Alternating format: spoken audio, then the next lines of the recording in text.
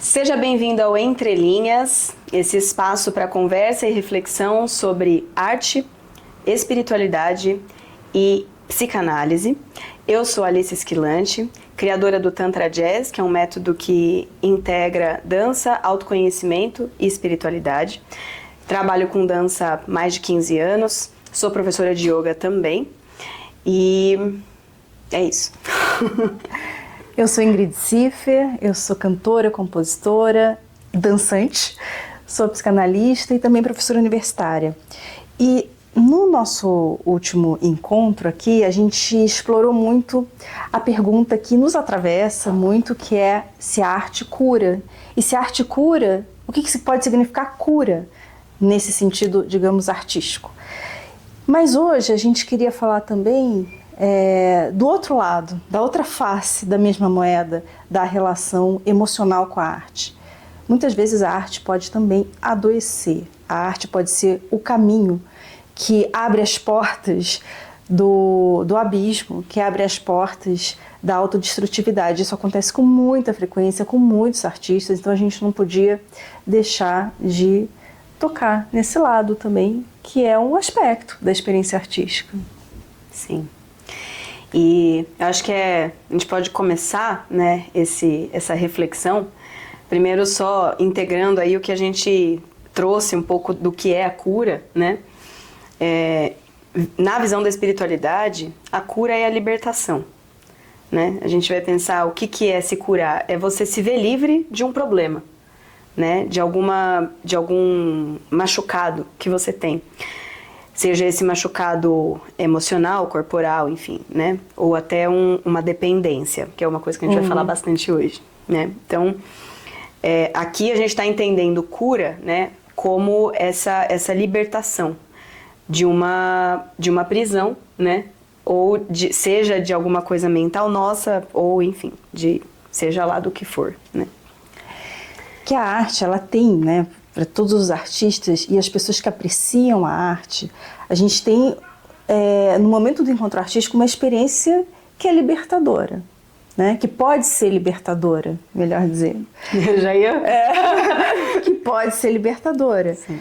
Mas essa liberdade, ela demanda, tanto do artista como da pessoa que vai apreciar a arte, ela demanda uma possibilidade de você entrar em contato com a sua própria vulnerabilidade, porque você abre um caminho que é um caminho do imprevisto, que é um caminho de uma conexão com as suas emoções que escapa um pouco do controle. E à medida em que isso escapa, isso pode ser um caminho de liberdade, como pode ser um caminho de adoecimento. O Freud, ele tem, em um texto, ele fala de como o artista é quem melhor reconcilia o princípio do prazer e o princípio de realidade, porque os artistas e as pessoas que depois vão apreciar a obra saem um pouco da realidade para poder criar o que não existe, né? Então você precisa sair um pouco, quase que como se você delirasse, né? Se desconectasse da realidade, mas você não enlouquece para sempre, você faz esse caminho de ida e volta com a obra que transforma o mundo, que transforma o seu mundo também, né, interiormente. A questão é que fazer essa viagem nem sempre é simples, aliás, nunca é simples, para falar mais diretamente. Acho que a gente, nisso já olhando para um lado mais espiritual, né, a gente, esse canal de expressividade, né, esse canal de criatividade, de criação, ele é um canal e que muitas vezes ele está obstruído. Uhum. Então, quando as pessoas falam assim, eu não sou criativo, nossa, eu não tenho criatividade, não é que todo ser humano é criativo, por natureza. A questão é que quando a gente acha que a gente não é criativo, é porque quando a gente não está conseguindo manifestar a nossa criatividade, é porque esse canal ele está bloqueado. Uhum. E ele pode estar bloqueado por várias questões, né? E que são impurezas. Uhum. São impurezas mentais, né? E muitas vezes até físicas, relacionadas a alimentos que a gente come, que a gente ingere, né? Hoje em dia a gente tem uma alimentação que é muito impura, né? Ela é muito suja. Ela não é uma alimentação natural para o ser humano. é muito embutido, é muita porcaria. E isso também bloqueia canais energéticos nossos, que podem influenciar essa nossa expressividade, né? E tem também as nossas questões mentais. A primeira delas é acreditar, se prender à crença de que eu não sou criativo, né? E muitas vezes também, que acho que a gente já entra em outras questões, nessa coisa de você ter que ser perfeito, né? Isso é um bloqueio. Porque a partir do momento que você se abre para a espontaneidade, né, a perfeição ela tá nisso, na espontaneidade. Só que a gente às vezes se prende a um ideal de algo.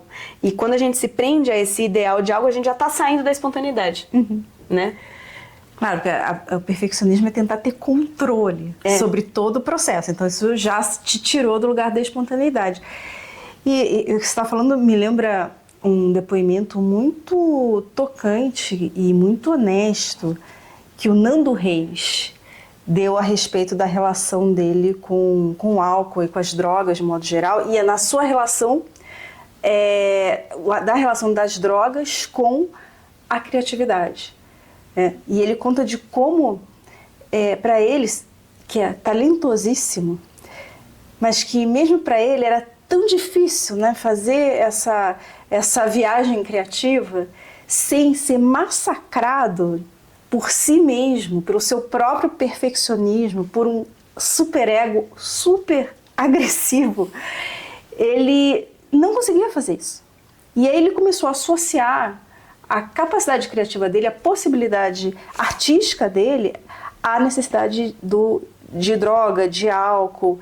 E ele vai contando do quanto ele levou muito tempo e a custo de muito sofrimento, de muita experiência autodestrutiva, que ele foi chegando na reapropriação da criatividade dele. Ele percebeu que a criatividade era dele, não era da experiência com o álcool, não era da experiência com as drogas, né? Então tem um lugar de muito sofrimento nesse bloqueio, e que às vezes muitas pessoas precisam de algum recurso extra para conseguir fazer essa viagem, compor coisas belíssimas. Como ele mesmo diz, ele compôs coisas muito bonitas. A Rita Lee também fala isso, que as melhores músicas que ela compôs, ela estava totalmente drogada. Então, tem um lugar realmente que é como se criasse um atalho, encurtasse o caminho em direção à fantasia. Mas é como se esse caminho não fosse totalmente seu. Você precisa de um recurso externo para entrar nele. Não, ele já está em você, né? Isso que eu achei tão bonito, tão honesto dele expor, né, esse sofrimento todo e dizer, não, no final das contas, a criatividade já está em você. Mas ela faz parte da nossa natureza. Se autorizar a experimentar isso é se autorizar a viver com muita vulnerabilidade, porque a criatividade está em você, significa que tem uma parte em você que é potencial para criar o que não existe. E você não sabe o que é. É um processo de empoderamento muito grande, né? Esse de você se apropriar de quem você é, assim, né? E a gente, enquanto ser criador, a gente precisa se apropriar disso, se ver como... E é uma coisa muito poderosa. E eu acho interessante que é meio paradoxal, porque ao mesmo tempo que é poderoso porque você se apropria da sua parte vulnerável. Sim. Nossa, mas isso, assim... Pra mim, inclusive assim, eu pensei aqui, a gente vai colocar a entrevista na descrição. Acho que é legal, pra quem quiser, quem tiver interesse de ler. Mas essa questão da gente se empoderar usando a nossa vulnerabilidade é uma coisa muito interessante que eu tenho vivido assim nos últimos anos, sabe? Porque a gente tem essa ideia de que uma pessoa empoderada é uma pessoa inquebrável, sabe? E, portanto, que não tem vulnerabilidades. Mas, cada vez mais eu vejo isso, quem me mostrou muito foi meu trabalho espiritual de autoconhecimento, de que eu tô, assim, esse ano traçando muito com Vedanta, é que, de verdade, a nossa maior força, né, a gente conquista, e isso, assim, é na vida, né? É só que a gente precisa trazer isso pra gente. A gente só conquista força quando a gente ultrapassa uma vulnerabilidade. Como é que você fica forte na academia? Ou melhor, como é que você fica forte? Indo na academia ficando fraco. É isso que você faz quando você vai na academia. Você vai puxar ferro e você vai ficar mais fraco. Se você fizer um bom treino na academia, você não consegue subir escada depois. Um treino de perna. Treinou perna pra caramba. Aí você não consegue subir escada, ou seja, você ficou fraco. Mas é nesse processo de ficar fraco que a gente se recompõe mais forte. E esse processo é igual para um processo emocional.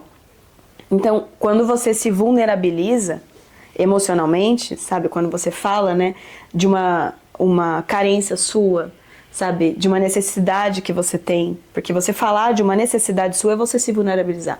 A partir do momento que você fala que você tem a necessidade por afeto, você tá... Você é emocionada? Você tá se expondo, né? Você tá expondo uma fragilidade sua. Você fala assim, poxa, eu tenho necessidade de afeto, você pode me abraçar? A pessoa pode virar a cara e, ir embora. Você tá colocando nas mãos dela, né, o poder de te machucar, sabe? E esse processo de você se vulnerabilizar é o que vai te fazendo se fortalecer internamente, sabe? Então, e é muito bonito isso. Mas exige um desapego, assim, muito grande de quem a gente quer ser. Se desidealizar. Se desidealizar para si mesma, em primeiro lugar, sabe? A experiência do Nando Reis, que está longe de ser uma experiência excepcional, né? Que a gente pode... Você não precisa necessariamente ter caído tão fundo nas drogas para viver esse mesmo tipo de massacre, né? De automassacre.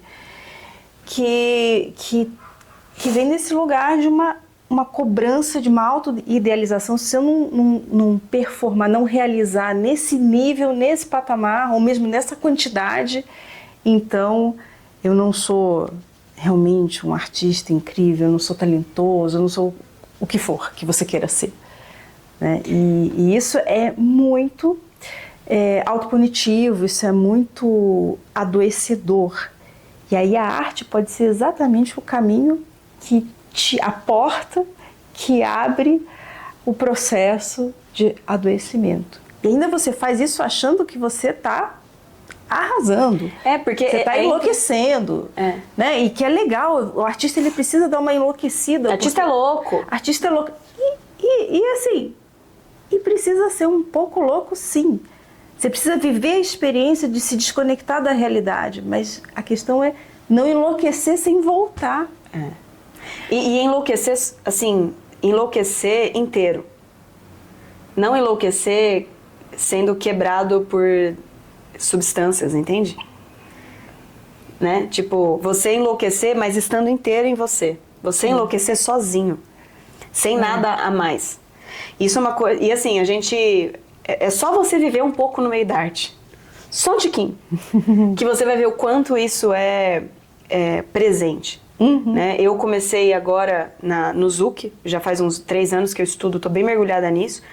Mas trabalhei muito tempo na área do jazz, por exemplo, e era muito comum as pessoas, acabou de fazer aula de jazz, sai pra fumar. Todo mundo. E aí tem esse ideal de que a arte cura. Que cura é essa? Que a pessoa tá dançando lá, tá usando o remédio dela de cura, só que sai pra fumar. Sabe? E o Zuc ainda tem ainda mais forte isso, assim, porque é uma cultura muito de baile, né? De sair à noite e tal. E a galera, assim, durante o baile, tá fumando maconha e bebendo o tempo inteiro. Agora, pensar que essas pessoas saem toda semana, se não todo dia, até que ponto que isso já não virou um vício, uma dependência? Seja da dança, seja da droga, sabe? Dessas substâncias todas que estão aí. Porque a partir do momento que a questão é essa, né? A arte, essas substâncias, elas abrem esse canal de bloqueio. Elas fazem você esquecer quem você quer ser. Ela te abre. E ela tem um momento realmente de libertação nesse sentido. E tem um momento de libertação. A diferença é que não é você que está se libertando. Você está se libertando usando outra coisa que está te prendendo. Então, para eu me sentir livre, eu preciso usar aquilo. Só que você tá numa dicotomia, né? Porque para você se libertar, você precisa se prender.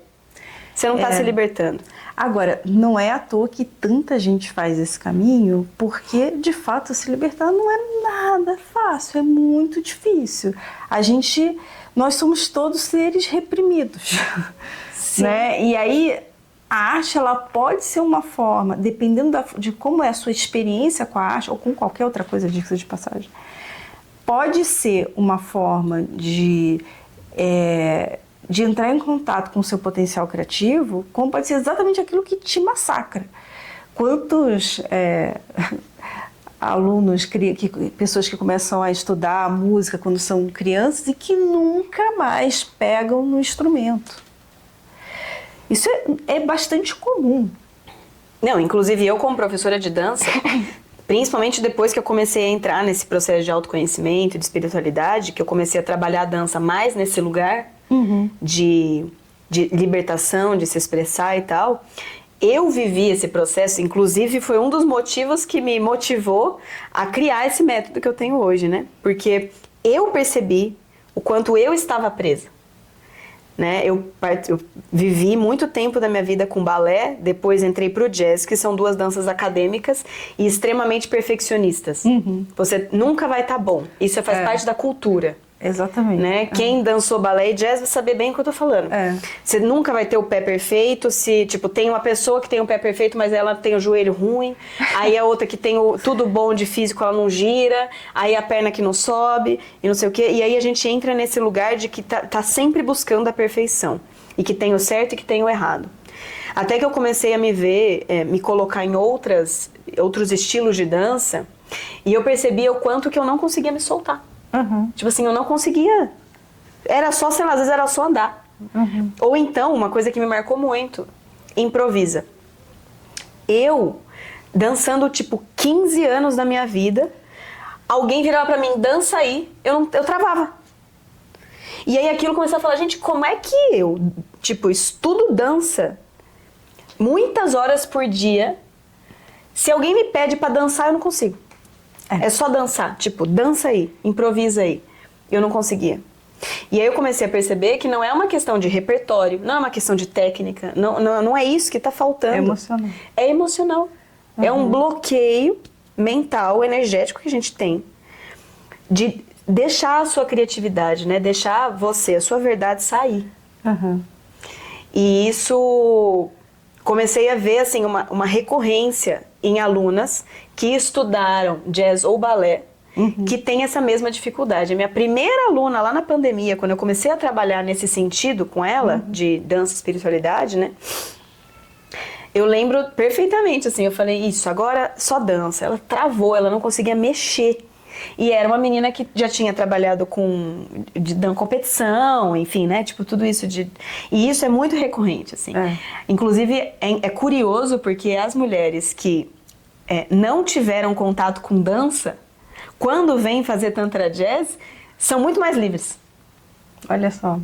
A dança acaba sendo castradora, Ela né? acaba sendo... A experiência entra muito no lugar da performance, do resultado, e não da experiência artística. Exatamente. E não da experiência criativa. Criatividade, realmente, ela, até do ponto de vista psicanalítico, né, do Donald Winnicott, ela é inseparável da espontaneidade. Então, acho que o desafio para que, né, no caso específico da dança, mas isso vale para qualquer arte, é pensar qual que seria um equilíbrio, o caminho do meio, né, da combinação entre a técnica e a espontaneidade, para que a experiência possa ser realmente artística. Senão você está performando, você está realizando um serviço, né? Você tem um job para fazer, você vai lá e faz. Isso não é arte, nesse sentido de uma experiência que te faz... que na psicanálise a gente chamaria de sublimatório, né? Que te coloca nesse estado que não é do estado do realizador, né? É no estado do criador. E... Nossa, eu tinha pensado numa coisa, agora me fugiu. O que era, meu Deus? Eu já tenho que... Eu tava pensando numa coisa até que a gente já conversou antes, em outra ocasião, que era... sobre como a própria arte, ela mesma pode ser a sua adicção, né? Você pode, não é que você está viciado em álcool para criar, não, a própria arte, a dança ou a música, não sei se vocês já ouviram alguém falar, não, se eu não dançar, eu morro. Se eu...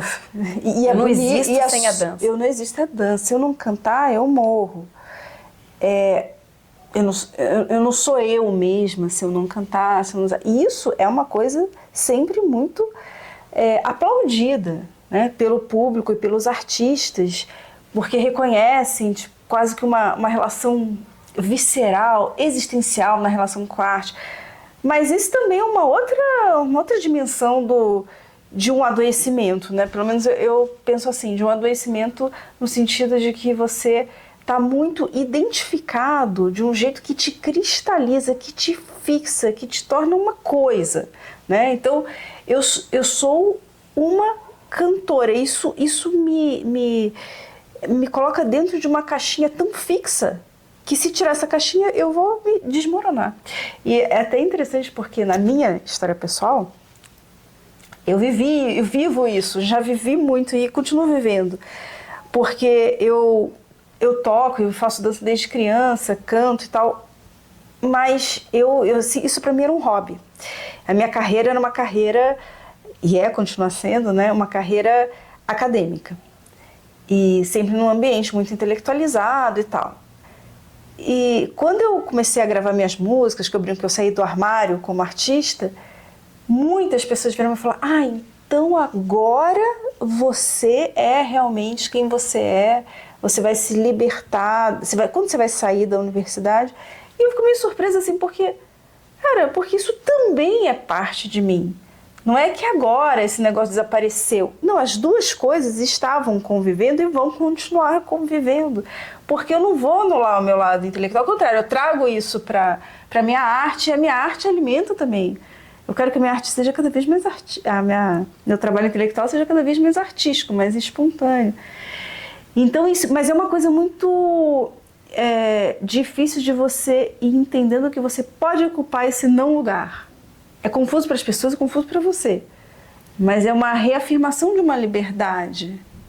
Uma coisa que em Vedanta é muito trabalhado no início do estudo, assim, é essa questão da identidade, né? E que para que a gente porque a ideia, né, da espiritualidade é o quê? A gente se conectar com algo maior. E esse trabalho de se conectar com algo maior vai exigir da gente tirar a nossa identidade, que é pequena. Uhum. Então a gente conseguir se ver maior do que a gente acha que é. Que é, por exemplo, uma cantora, uma dançarina, né? A gente já começar por esse indivíduo que a gente é muito mais do que algo que a gente faz, né? A gente é ser humano, não fazedor humano. Então, a pessoa que eu sou é muito mais do que criadora do método Tantra Jazz, dançarina. Toda essa descrição que a gente fez da gente mesmo, então... A gente faz só pra criar uma certa identidade aqui pra vocês, né? Pra vocês saberem um pouco do que a gente faz. Mas a gente é muito mais do que isso, né? Assim como todo a gente mundo. é coisa, inclusive, que a gente nem sabe o que é. Nem a gente sabe. A gente, todo mundo, né? Porque somos sujeitos do inconsciente. Com certeza. E aí um trabalho muito interessante pra mim, assim, pro meu desenvolvimento, né? Espiritual, foi de compreender que eu, na verdade, desenvolvo papéis aqui, nesse mundo, né? Então vai ter um momento, aqui agora, por exemplo, eu estou no momento de professora, né, de Tantra Jazz, que estou também dialogando com uma outra psicanalista, por exemplo. Mas eu também tenho momentos na minha vida em que eu desenvolvo papel de filha, tem momentos na minha vida que eu desenvolvo papel de professora de yoga, que é diferente. As pessoas que me veem como professora de yoga não imaginam eu fazendo o que eu faço quando eu sou filha, por exemplo. Mesmo eu sou diferente quando eu sou mãe da minha gatinha, tenho uma gatinha, e aí eu ajo de jeito diferente com ela. As minhas responsabilidades são diferentes. O personagem é diferente. E quanto mais a gente tem essa consciência, né, dos papéis que a gente está exercendo, e que cada papel tem uma forma diferente de ser, né? A gente vai se desidentificando. Tipo assim, eu não sou a Alice que dança. Eu sou a Alice, que tem momentos que dança. Mas eu também sou a Alice que tem momentos que tá lá com a família. Eu sou a Alice que às vezes briga com a mãe, porque ela tá fazendo coisa que, né, que eu sei que vai fazer mal pra ela e que eu vou pegar no pé dela pra fazer algumas coisas. Eu sou a Alice que vou tentar apaziguar uma conversa com algum amigo, sabe? Então, tem vários papéis que a gente vai exercendo, né? E aí é muito interessante esse lugar de também deixar a nossa criatividade, né, sair nesses diferentes papéis. E eu acho que essa coisa de a gente poder, que é super, super difícil, se permitir sair um pouco do controle dessa identidade que a gente tem. Né? Que a gente quer, né? Tipo, as pessoas te perguntam o tempo inteiro, te convocam a esse lugar, quem você é, na verdade. Né? Quantas vezes já me perguntaram, então qual é a coisa que você mais gosta? Tipo, qual é a sua essência? Alguma coisa assim. E não tenho a menor ideia. Assim, tipo... Essa é a pergunta mais difícil do mundo. Não me pergunte quem é você, eu não sei. E eu acho que habitar essa coisa de eu não sei é o que abre as possibilidades para você vir a ser a partir de um jeito mais espontâneo. Sair dessa coisa, não, onde que eu me encaixo? Né? A partir do momento em que eu não sei quem eu sou, eu posso ser qualquer coisa. Você pode ser o que vier, sem... O que estiver precisando, né, no momento ali. Agora, a partir do momento em que eu sei quem eu sou, eu me fecho numa identidade, qualquer coisa que for fora daquilo, você vai se defender eu me defendo contra aquilo. Até no sentido bem... E aí que a gente entra na questão da prisão, que entra na questão do que é cura, adoecimento. Né? Tipo, a partir do momento que eu estou preso em algo, eu estou doente. Exato. Por quê? Porque o ser humano... A sua natureza é ser livre. E assim, quando a gente é alguma coisa, né, só que a gente não se permite ser aquilo, a gente entra em conflito. Então, se o ser humano é livre por natureza, só que ele percebe, mesmo que inconscientemente, que ele não está livre, ele entra em sofrimento. E a gente entra em todo o processo de autoconhecimento dentro dessa visão espiritual. Né? A gente sofre a partir do momento em que a gente não se permite ser livre.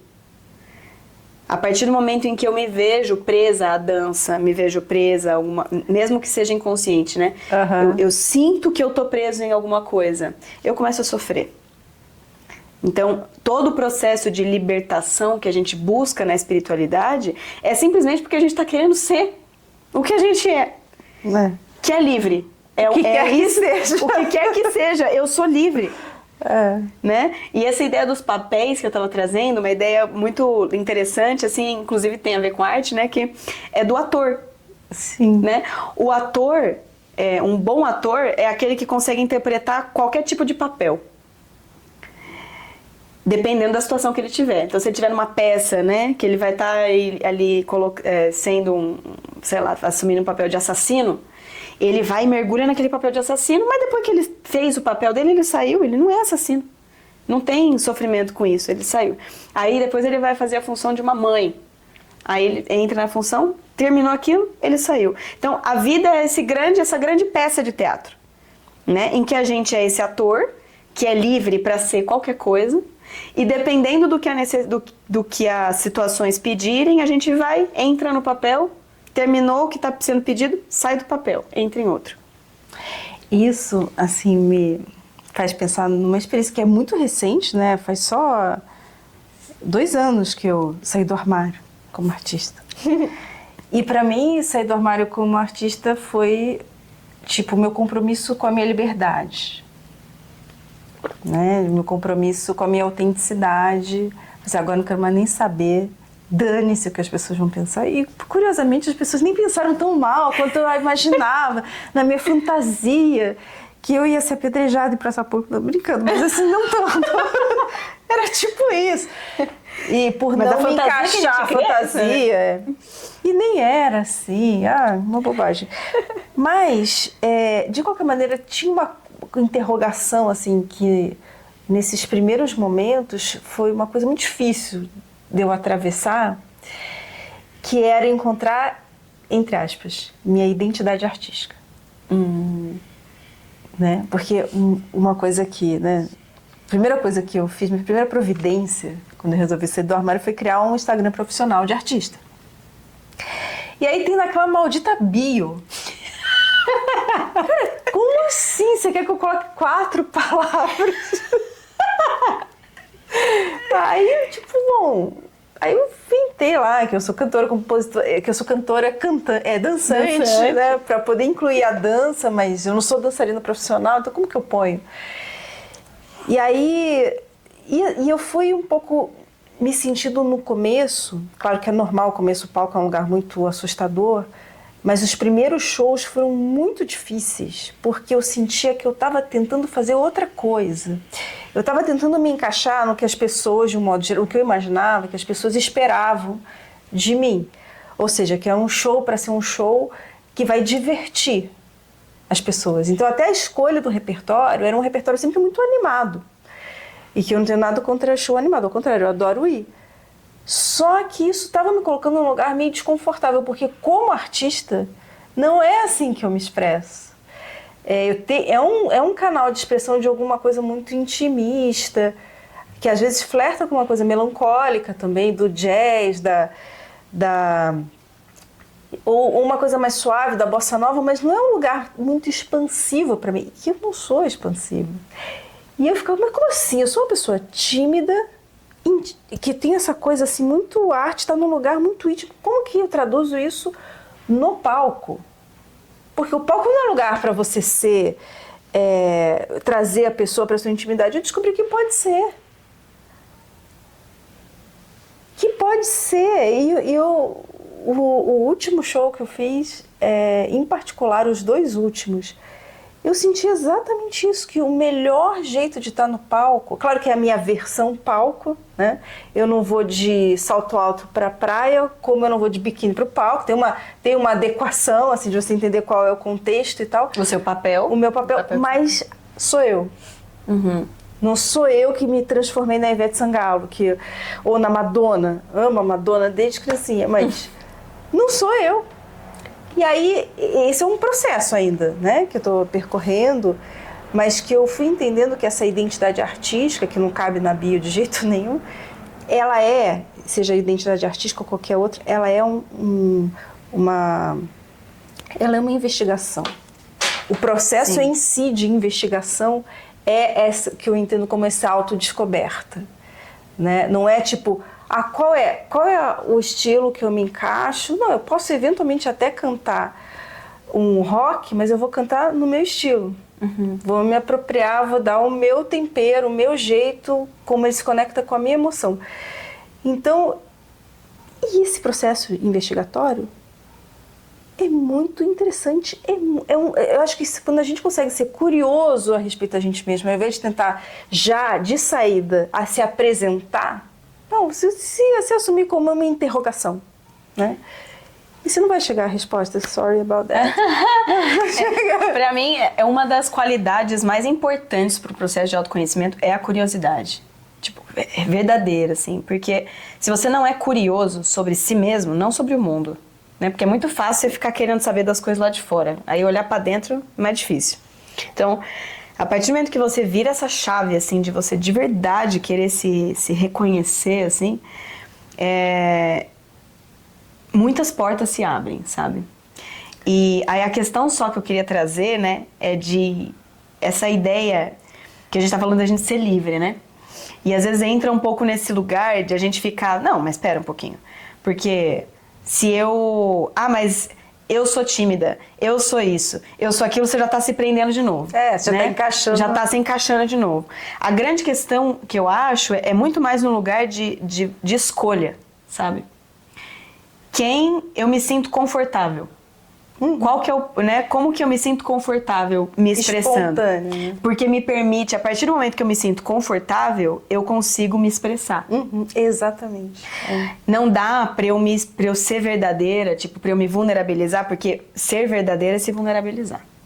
É você, tipo, estar nu ali. Você descobre, você tira. Descobrir no sentido de tirar cobrimento. Tipo, eu vou me ficar completamente nua. Isso é muito vulnerável. Nua, eu não tô falando no sentido só de corpo, né? Eu tô falando, tipo, nua emocionalmente falando. Eu tô completamente aberta. A partir do momento em que eu me abro pra isso, né? Ou melhor, para eu conseguir me abrir pra isso, eu preciso estar confortável, sabe? Confortável comigo.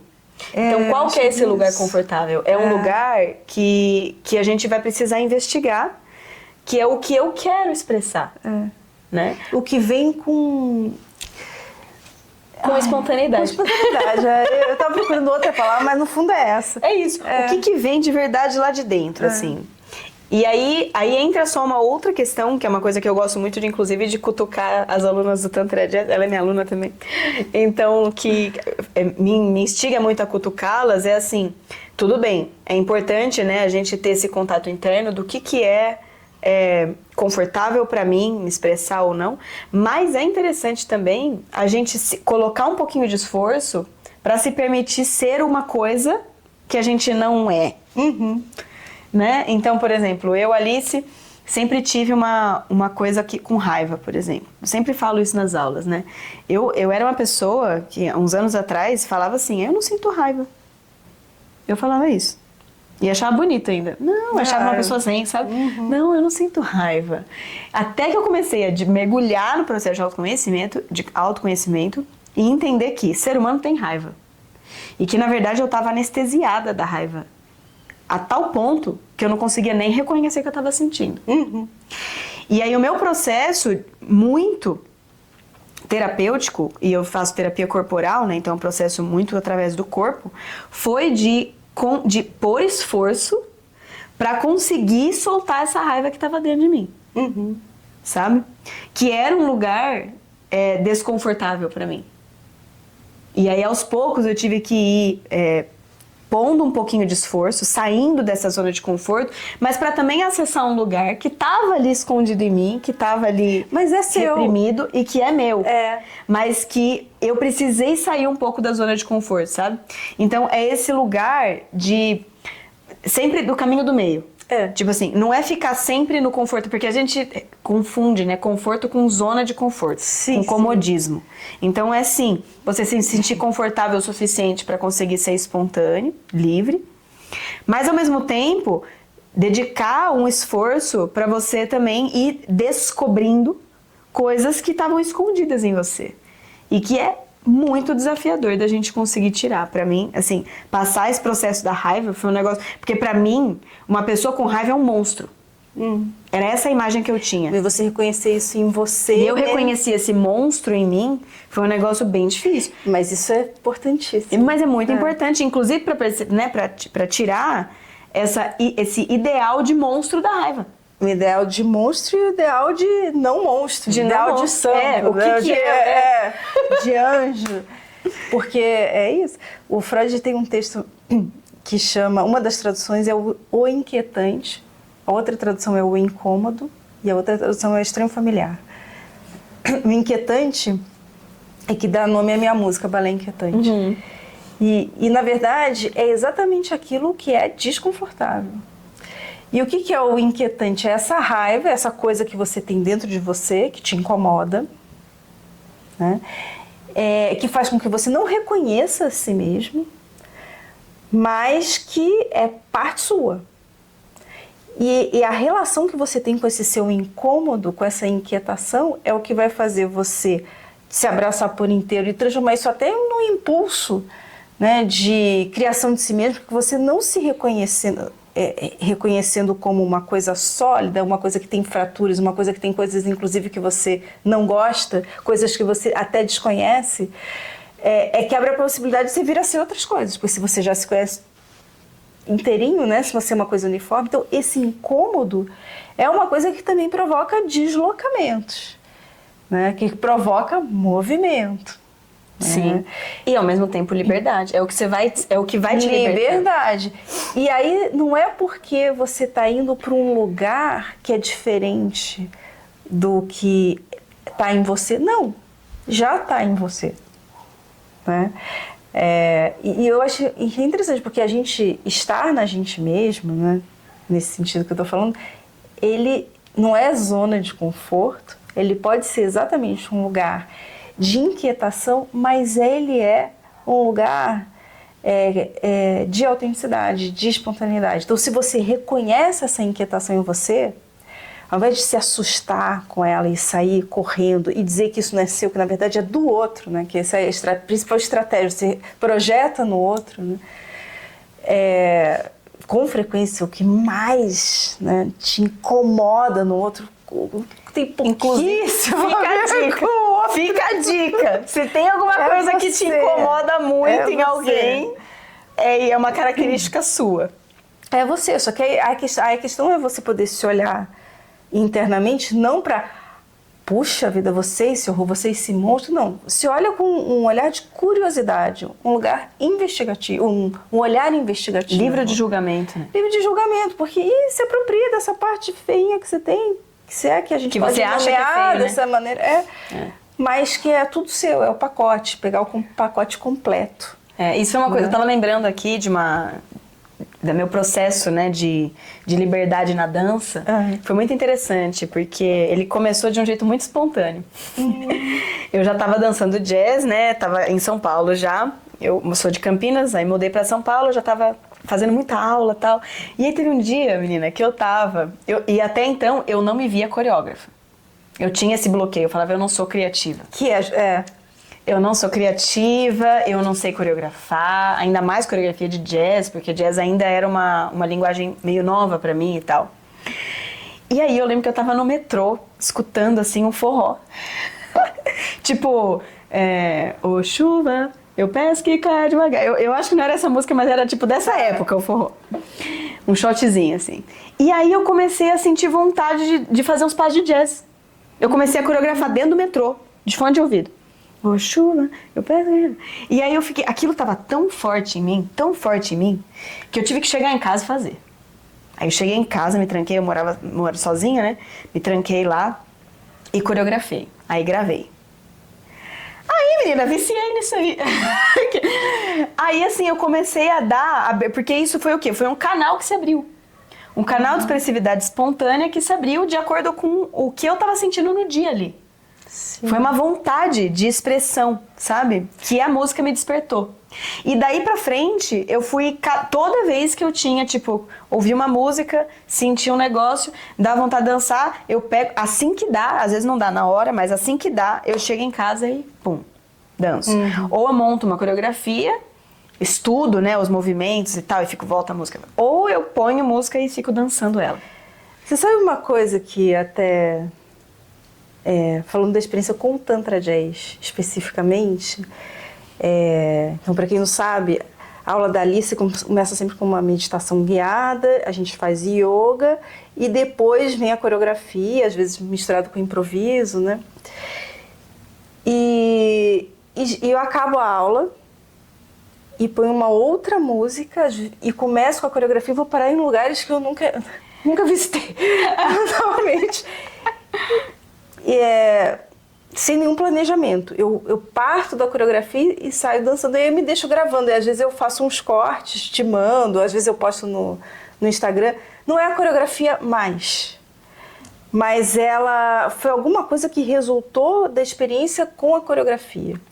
E eu achei isso, aí fazendo um jabá aqui pra Alice, sincero, jabá sincero, porque... eu sempre gostei muito de improviso, sempre, foi minha coisa sempre preferida. E achava a coreografia muito castradora. Então, para mim, a coreografia era a parte assim, que eu tenho que engolir para poder ter repertório, para poder improvisar. Que sempre naquela expressão mais espontânea, que às vezes eu ia vindo uns movimentos que eu não sabia nem de onde eu tirei. Só que aí, nas aulas de Tantra Jazz, meio que o processo ele se fundiu. A coreografia já não é aquele momento de vou acumular repertório de movimento para depois eu improvisar. Ele próprio vai entrando no corpo de um jeito que ele já é meu. Né? Não sou eu copiando a professora. Eu acho que tem uma coisa que você fala muito, que assim, o movimento ele tem você vai expressar, né? Você vai interpretar. A coreografia é uma interpretação. Né? Então, não basta repetir o movimento. E aí, a coreografia já não é mais sua. Ela é minha. E eu falo muito isso. Você fala isso muito, né? Mas foi um processo bem interessante, porque eu meio que a dança meio que integrou para mim a parte mais, digamos, técnica, mais de aprendizagem, muito mais racional, contagem. Embora você trabalhe pouco com contagem, eu acho isso muito pouco. Eu acho que o foco na contagem, eu não sei mais o que eu tô fazendo. Mas de fato tem uma parte que é mais técnica, que você repete, né? Que você observa a professora. Tem o esforço ali, né? Que você tem tem um que esforço, expor, tem um foco, não tem um se soltar só de saída. Só que o que eu acho que é interessante do Tantra Jazz é que essas coisas vão se fundindo. Você vai esperando a dualidade, né? Uhum. E aí quando você vai ver, você está dançando a coreografia como se fosse improviso. Uhum. Isso pra mim é a liberdade na dança. Nossa, é muito lindo saber disso, eu não sabia disso. Não, a gente não combinou nada. Muito lindo saber disso, porque é esse o lugar que eu assim, batalho muito pra chegar, no sentido de eu procuro realmente trazer muitas ferramentas pra chegar nesse lugar. Porque pra mim, inclusive esse é a identidade do Tantra Jazz, né? Dança, a minha frase da bio é essa. Técnica que liberta. Uhum. Né? Então, pra mim, a técnica, ela deve entrar como uma ferramenta para a libertação, para a liberdade. Uhum. A partir do momento em que eu quero improvisar lá, só que aí eu tô na música lá e eu tenho uma vontade de fazer 3 giros. Só que eu não consigo fazer os 3 giros, a minha falta de técnica, a técnica, né, ou no caso, a falta de técnica, me aprisiona. Porque eu queria fazer uma coisa e não tô conseguindo fazer. Então, a técnica, ela entra para aumentar o seu repertório, não no sentido de tipo, existe esse movimento, existe esse, mas aumentar as suas possibilidades de expressão. Né? Isso eu tô falando da dança, mas vale pra técnica de canto, né? Se eu quero chegar no agudo, eu vou precisar treinar pra chegar no agudo, pra quando se eu quiser chegar no agudo, eu conseguir. Então, a técnica, ela entra pra isso, né? Essa é a função da técnica. Ela tem que estar no lugar de potencializar a expressão. E com frequência a gente inverte tudo. Quando a gente entra no lugar da realização, da performance, da produtividade. E aí é quando a gente se aprisiona. E é quando a gente adoece. E a arte, gente se ela é aprisiona na massacrante. técnica. Ela é massacrante, porque você começa a demandar uma frequência e uma experiência produtiva, reprodutiva, de uma coisa que tem uma outra temporalidade, que tem uma outra conexão, né, com é um processo mais lento, é um processo que não se encaixa muito no processo produtivo, né? E eu acho que é importante a gente ter essa clareza, né, da questão dos papéis, do mesmo jeito que a gente tem essa coisa dos papéis, cada um tem os seus papéis na vida, não sei o quê. Cada coisa tem o seu papel no nosso processo também. Então, eu foco muito, assim, nisso, porque pra gente não misturar as coisas, entendeu? É muito comum o povo falar de dança e espiritualidade e achar que é só soltar. Dança aí. Eu já fiz prática assim.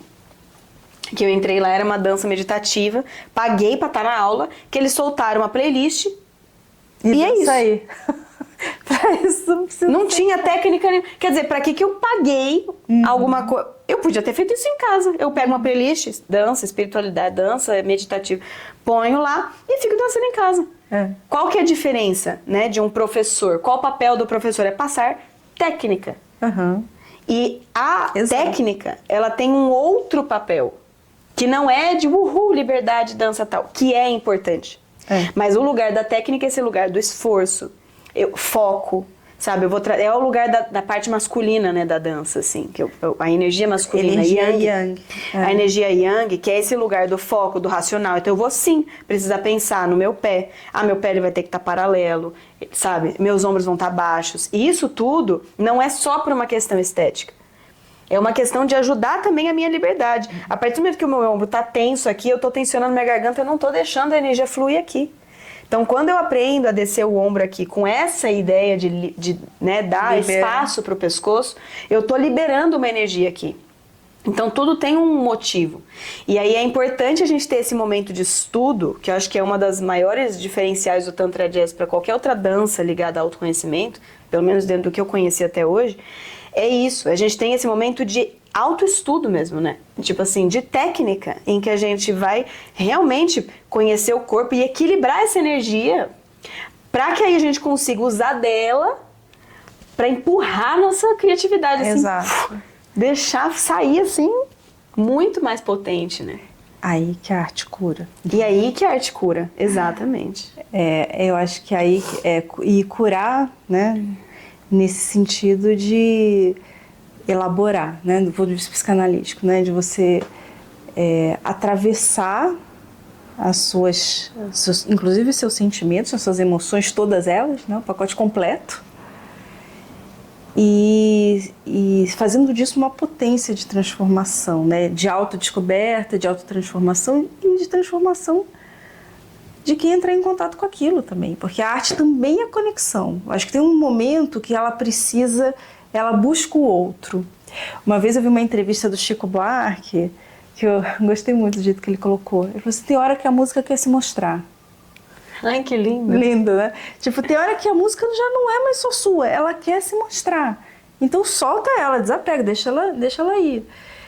Isso para mim foi muito importante. Eu ficava muito com essa frase dele na cabeça quando eu decidi lançar as minhas músicas autorais. Cara, que você está escondendo agora. Isso não é que você está mantendo a sua música na intimidade. Você está protegendo a sua música por medo. Então, ou o bloqueio, ou o adoecimento. Né? Aí eu acho que isso você vai colocando, você vai se envenenando com isso. E eu achava que eu estava, na verdade, cuidando da minha liberdade criativa por não expor a minha música ao mercado. Né? Então eu estava sendo nessa coisa mais de um hobby, aí que eu tinha liberdade. E aí eu fui entendendo, falei, não, você não está livre, você está escondida embaixo da mesa, porque você está com medo.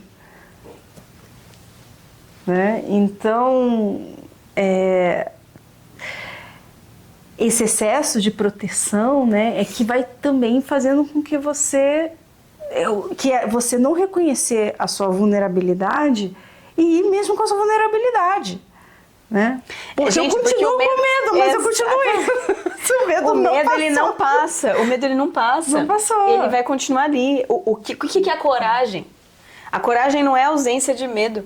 A coragem é a capacidade de atravessar o medo. Você vai literalmente essa é a coragem. Atravessar. Ele vai ficando menos assustador. Sim, né? Porque na nossa fantasia é tudo muito pior. Sim. Na minha, pelo menos. Eu não sei se todo mundo... Mas tudo que eu imagino é sempre pior do que realmente acontece. Mas, assim, eu acho que tem essa coisa de você vai entrando em contato com aquilo e aquilo vai virando parte da experiência, que é aquilo, mas não é só aquilo. É medo, mas é muita sublimação. É uma experiência de conexão muito mágica, quando a coisa toda dá certo, quando a conexão realmente se dá de um jeito muito profundo, como já aconteceu em alguns momentos em show, é um negócio de arrepiar. Às vezes eu vejo o vídeo, eu me arrepio só de reviver aquilo. Uhum. Então, nesse sentido que o medo vai ficando do tamanho que ele tem que ter, como um aspecto da experiência, e não a experiência e até uma motivação inteira. De você se preparar, né? Porque o medo, por exemplo, ele vai ser uma motivação. O medo de você errar no palco vai ser motivação para você ensaiar mais, para você ficar melhor. E né, entregar, que nesse sentido, quando a gente está falando de uma apresentação, a gente vai precisar sim entregar algo. Sim. Né? Você vai precisar ensaiar, trazer a energia. Você tem que buscar conexão tipo assim. Com as pessoas, não canta no seu quarto. Essa é uma coisa que Bom, a vida inteira eu peguei meu violãozinho e ficava horas. Um prazer enorme que eu tenho de ficar horas seguidas tocando violão sozinha, pra ninguém. Que tem o seu valor. E eu acho fundamental. Pra mim é um momento que eu não troco, assim. Mas a experiência do palco é outra. E a função eu desse momento é outra. Pessoa. Que não é... E isso, pra mim, foi uma coisa que eu comecei a trabalhar bastante, tanto do ponto de vista espiritual, quanto do ponto de vista psicanalítico, que é, afinal de contas, o que eu quero ao estar no palco. É uma exibição. Quando você se coloca no lugar de exibição, as pessoas podem falar, nossa, que pessoa, exibida. Mas, na verdade, é um lugar que te põe numa situação apavorante. Porque aí muito você está totalmente vulnerável, totalmente, desde todas as luzes em cima de você. Você tem que segurar a onda ali. E a sensação que você tem quando você está ali para se exibir é um termo ruim, né? Que já tem aquela carga de... Mas assim, para se apresentar... Se expor, né? Assim. Acho que exposição mas assim, que você está ali para mostrar algo. Você está... Eu, pelo menos, né? Me penso numa posição de quem está sendo julgada, né? Eu estou ali para mostrar algo que será avaliado. Essa é uma situação horrorosa de se estar quando você está com todas as luzes em cima de você. Eu comecei a entender que não ia ter como eu me sentir à vontade no palco se eu fosse a partir desse lugar muito egóico. Se eu fosse, eu tô ali para me reafirmar como uma cantora, como uma artista, uma cantora dançante. Se for por esse caminho, o palco vai ser um lugar de sofrimento para mim. Seja ele tendo a experiência de sucesso ou de fracasso, whatever that means, mas vai ser um lugar sempre em que eu vou me sentir julgada. E eu comecei a repensar tudo isso e a pensar o palco como lugar de conexão. E o Instagram também, aliás. Eu fui descobrir o Instagram como lugar de conexão. E essa mudança de perspectiva, vocês percebem que ela continua indo pro palco. A gente já falou disso no último podcast, né? Que não é o que a pessoa tá fazendo. É a relação que ela tem com a experiência. Mesma coisa, eu também passei por um processo também, né? Eu tô agora mais mergulhada, assim, nos meus estudos em Zouk. Que é uma dança 2, que foi um processão pra mim também. Já ganhou prêmio. Já ganhei, então, mas eu ganhei prêmio, agora vamos lá. Vamos falar do Oki. Vamos voltar. Vamos voltar. A primeira vez, eu me vi muito quando você falou nesse lugar de exposição, porque a primeira vez que eu entrei pra competição, eu fui muito nesse lugar do ego. Na competição, que você tá, literalmente, você está sendo julgada ali. Você tá mesmo. Mas, e muito no lugar de expectativa, de ganhar e tal, de eu, sabe, conseguir atender as expectativas das pessoas, as minhas e tal. E foi um lugar que, assim, me destruiu. E aí eu falei, não vou mais. Por um tempo, pelo menos. Eu falei, agora não tô em condições. Tipo, não dá, eu fiquei muito mal, porque eu não ganhei, né? Porque não atendeu as minhas expectativas. Até que chegou um momento que um amigo meu amigo que treinava comigo, começou a pegar no meu pé pra eu competir. Aí eu falei, beleza, eu vou competir, mas eu vou entrar com uma outra mentalidade. A minha relação com a competição vai ser outra. Qual que foi a mentalidade? Foi a mesma coisa que eu fiz quando eu competi a jazz, que foi quando eu comecei a ganhar todos os prêmios de jazz. Eu só comecei a ganhar prêmio quando eu abandonei a vontade de ganhar prêmio. Quando eu fui... Quando não era pra isso, né? Quando não era pra isso. Quando era literalmente pra me expor. Não pra me mostrar, mas pra me expor. Pra me expor num lugar, pra me vulnerabilizar. E isso foi, assim, um avanço de autoconhecimento pra mim. Não só de Zouk. O Zouk eu disparei também, tipo, em termos de qualidade técnica e tudo. Porque por conta do medo, eu treinava para um caralho. Tipo, tô treinando ainda. É horas por dia aqui, ó. Pelo medo de errar, né? E pelo desejo de querer dar o seu melhor. Mas na hora de estar na competição ali, eu só queria dar o meu melhor. E aí, o que eu comecei a perceber? Que no momento em que eu estava competindo, e aqui que eu lembrei de você falando das luzes, os holofotes vão para as suas dificuldades. A sua dificuldade, a sua vulnerabilidade, ela grita no palco. Então, tipo, se você, sei lá, não tem uma postura tão boa, no palco isso vai ficar horrível. E aí não é porque você, tipo, não quer... É também por você não querer ficar horrível no palco, mas porque você consegue ver com muito mais clareza o tamanho daquele problema. Fica tudo superlativo. Fica tudo muito grande. Então eu comecei a perceber o quanto que eu não conseguia direcionar as minhas emoções. O quanto que eu dispersava energia. O quanto que eu ficava ansiosa. Porque eu acelerava tudo. E aí eu comecei a fazer o meu trabalho, nos treinos até, mais emocionais do que técnicos. Porque eu percebi que a minha vulnerabilidade, ela estava no descontrole emocional. Da emoção tomar conta de mim.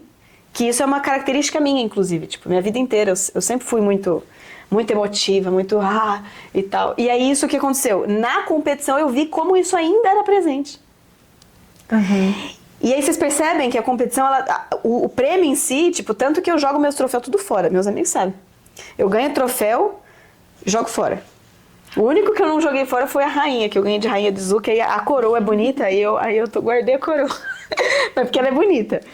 Mas o troféu em si, pra mim, não tem valor nenhum. Nenhum. O valor tá realmente em eu olhar o meu vídeo e ver, nossa, como eu tô conseguindo agora. Tipo, sabe, dominar as minhas emoções, me mantendo no meu lugar, sabe, calma, sob controle ali do meu corpo, do que é necessário ali no momento de Zuki, né, pra não me perder. Então, é um processo muito bonito, mas exige você mudar essa relação. Mudar essa relação. Né? E nunca tem aquele momento em que tudo se resolve, né? É uma... E aí eu acho, de novo, para voltar para a relação entre cura e adoecimento. A gente está sempre ali, andando ali na corda bamba, né? Às vezes você cai um pouquinho para a cura, às vezes você cai um pouquinho para o adoecimento, mas eu acho que com o tempo, à medida em que você vai compreendendo o caminho que você quer seguir, que é mais nesse sentido, né? De buscar essa expressividade mais espontânea, ter essa relação artística com a arte.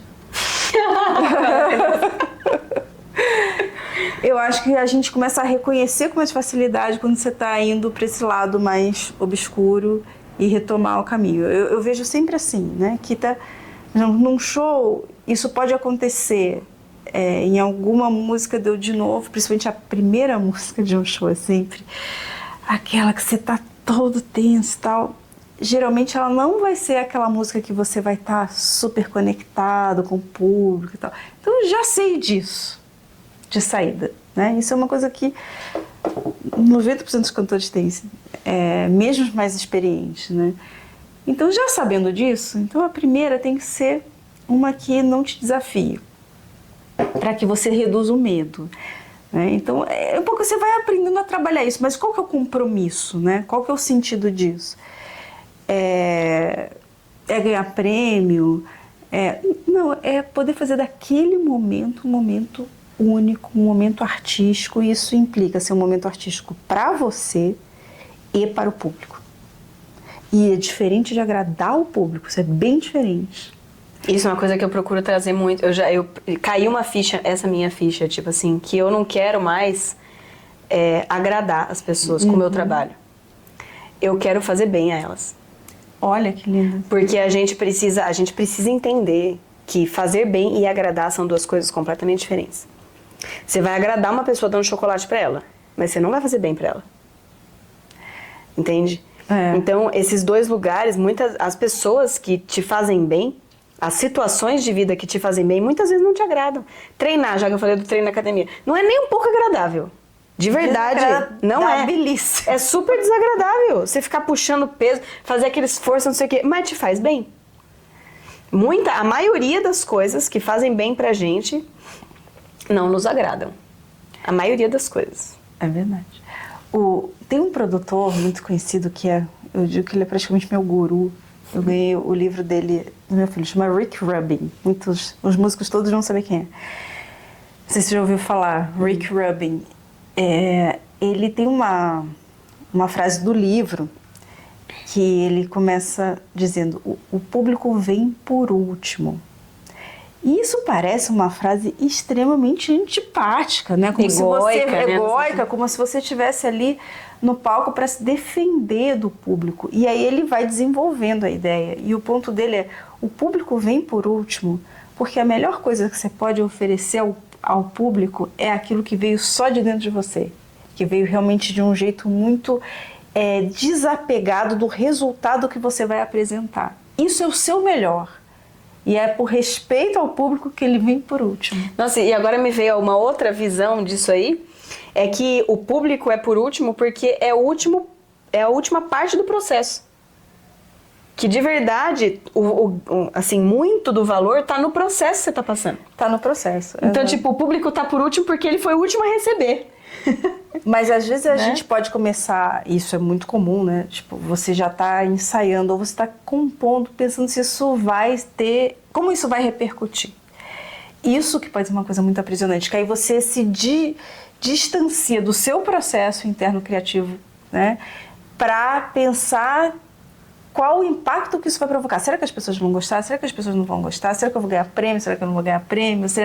E aí isso aí você já saiu do seu estado em que te permite produzir o seu melhor. Né? O seu melhor é aquilo que vem de um jeito mais verdadeiro de você. E aí você você não deve estar pensando em como isso vai ser recebido por ninguém. Porque sai do seu controle. Você nunca sabe como é que a outra pessoa vai receber. Você nunca sabe. Tem uma parte de delírio nisso, quando a gente começa a antecipar. E tem uma parte também que é um delírio que acaba te desviando do seu delírio criativo. Uhum. Da sua verdade. Exatamente, da sua fantasia, que é tão necessária para criar, né? Gente, já deu aqui, a gente já passou do dobro do tempo, amiga. Jura? A gente tinha a ideia de ser meia hora de podcast, já tá dando 1 hora. Então... Caramba! Mas enfim, né? O negócio foi fluido, foi espontâneo. Foi muito espontâneo. Então, vamos encerrar por aqui hoje, pode ser? E muito feliz por estar a gente ter criado esse projeto, né? Acho que tá sendo um espaço também pra gente colocar um pouco pra fora do que a gente vê e sente em relação a esse mundo de arte, espiritualidade e psicanálise. E tem um papel, assim, a gente vai elaborando as nossas próprias questões, mas também de buscar essa conexão. Sim. Né? Que a cura, ela também vem dessa conexão. Não é só você ficar internamente ou mesmo muito privadamente. Então é uma aposta nessa cura. E aí, aproveitando esse espaço, a gente quer convidar vocês também a comentar aqui embaixo com temas que são relacionados a espiritualidade, arte e psicanálise, sugestões para a gente trazer aqui nos próximos, né? Lembrando que toda última sexta-feira de cada mês a gente está publicando aqui às 8 horas da noite no YouTube. E aí, se você sentir também, né, conhece alguém que possa se interessar por esse tipo de conteúdo, pode compartilhar também com a pessoa, se inscreve no canal aqui para ir acompanhando os outros conteúdos que a gente vai trazer. E se você curtiu, não esquece de curtir o nosso vídeo, que isso ajuda a chegar também em mais pessoas, tá bom? Então é isso, um beijo no coração. Beijo no coração, muito obrigada e até mês que vem. Até mês que vem.